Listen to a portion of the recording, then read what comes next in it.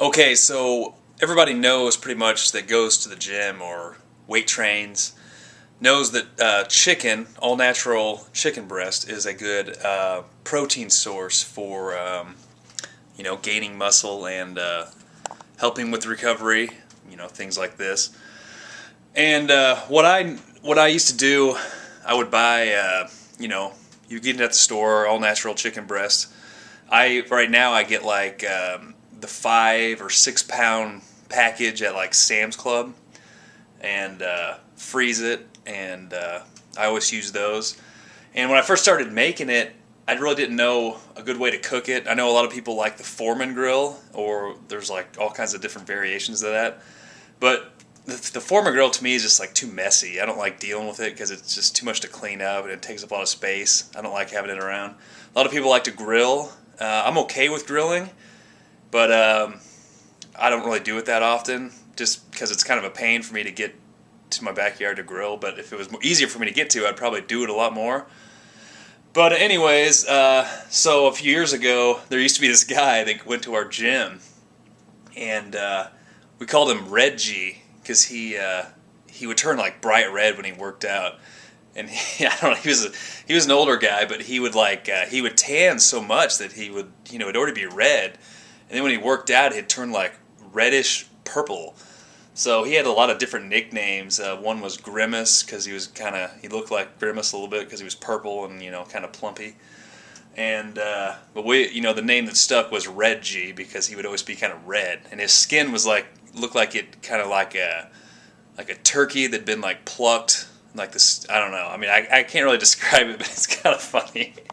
But anyways, I'd be like, I cook chicken, I put it in a pan, I put the oil down, and it splatters everywhere, and it takes forever to cook. It's a pain. And he was like, just boil it. I was like, what are you talking about? And he's like, just boil it. So I was like, what do you mean boil it? He's like, well, just put it in a pan and boil it.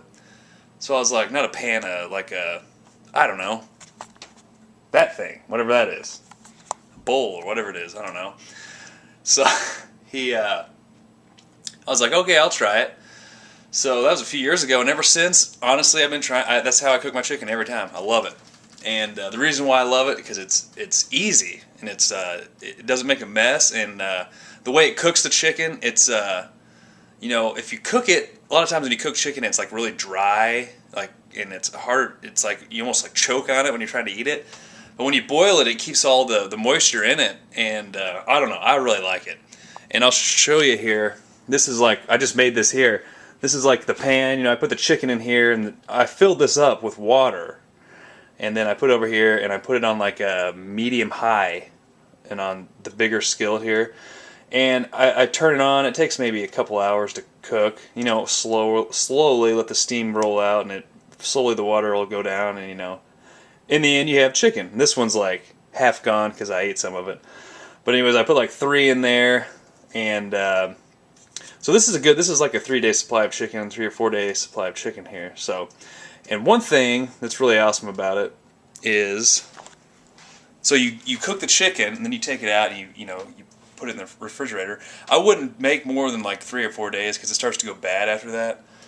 And a lot of people will ask, how long is your meat? How long does it stay good for? Well, I mean, really, 3 days is good.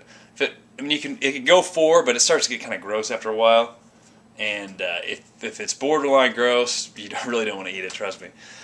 But anyways, one thing is, someone pointed out to me a few years ago, they're like, why don't you make chicken soup out of it? I'm like, that sounds absolutely disgusting. But they're like, no, you boil the chicken down, and then you take the remainder, a little bit of the water that's boiled down, and you make chicken soup out of it. So I was like, okay. So ever since, I'll cook the chicken, I'll put that in the refrigerator, and then I will show you the chicken soup that I make after I cook it. It's fantastic. So just sit tight a second. Okay, so what I've done now, I have taken the chicken out of this pot that I cooked it in, and placed it in this container here in the refrigerator. And as you can tell, I hate eggs. Absolutely cannot stand them. Haha, just kidding. I always have like a 3-week supply of eggs in my refrigerator at all times. Kind of the same way I have, a constant supply of coffee going at any time I'm home. There's always coffee on the pot. I love how I always buy the shittiest coffee makers too. This thing was like $7. But, it's not bad, honestly. I mean, this light, I've had so many coffee makers over the year, this light will just go out and then it'll just like quit working, but it gives no warning. So it's like, I wake up and I'm like, crap, I gotta have coffee and the thing won't work. So then I have to drop everything I'm doing and go to the store and buy another one. And it's like I buy the nice one and it still goes out. So it's like, I'll just buy the crappiest one I can find and then, just get another one. But I should have like a backup or something. But anyways, this is my chicken soup. And it's really good. When you think about like using the water, like, so you boil a chicken down and, you leave a little bit of water in, maybe like, I don't know, it's like about an inch of water in there. So then you pour it in a bowl, and then I take the bowl and put it in the microwave for a couple of minutes. And this is probably the best one I've made, honestly. It looks delicious. And now you're not going to want to eat it raw, eat it without any kind of spices in it. So I put some, I put some pepper in it here, and you definitely want to put some sea salt in it. And I put, quite a bit in it. I'm not exactly sure how much, but there's, kind of a fine line. You can put too much in it or not enough. You'll just have to kind of experiment with it.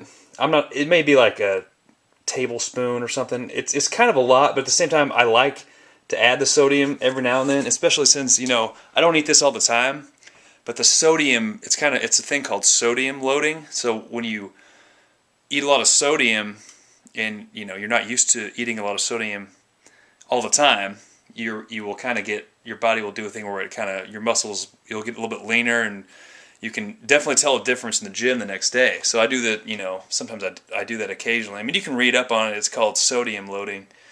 There's some things on it online. I kind of discovered it by accident because whenever I make soup, I put salt in it, or I used to buy soup at the store, and it's just absolutely loaded with sodium. And I didn't realize it until I used to eat like a can of soup a day. And, it was like an unbelievable amount of sodium, like more than you would want in like a 2-week period. But I noticed that I did get a little bit leaner when I did it, and it seemed like, I don't know, it seems like I made some good muscle gains, but at the same time, it probably was not the healthiest thing to do. So now with this, I can do it, occasionally. Because when I cook the chicken, I eat about 8 ounces of chicken every day that I cook in the pot. And so every three or 4 days, I'll cook the chicken, and that means I'll have the soup every 3 or 4 days. And with the sea salt is good for you. It doesn't cause high blood pressure like the other salt like the soup I was eating had that crappy MSG in it, which is just terrible because it's just a chemical. You don't want that. And the sea salt is the kind of salt that you want to use. And it's good because you want the salt, especially if you're taking creatine, because you want the salt to, the creatine's basically useless without the salt. So, but you don't want to use a ton of it, just a little bit, except for the soup, because it's going to be gross if you didn't put enough in it. But anyways, yeah, this is the chicken soup here. And like I said, I pour the water, I take the chicken out, then I'll drain it into there, and then I'll put that in the microwave for a couple of minutes to heat it up, and put the salt and pepper in it, and that's about it. But anyways, I just wanted to show you that, and I will talk to you later when I cook something else. Can't think of what exactly that'll be, but I'm sure I'll think of something. Maybe some eggs, or I don't know. I'll show you how to make some coffee. I don't know. I don't really do anything special, but we'll see.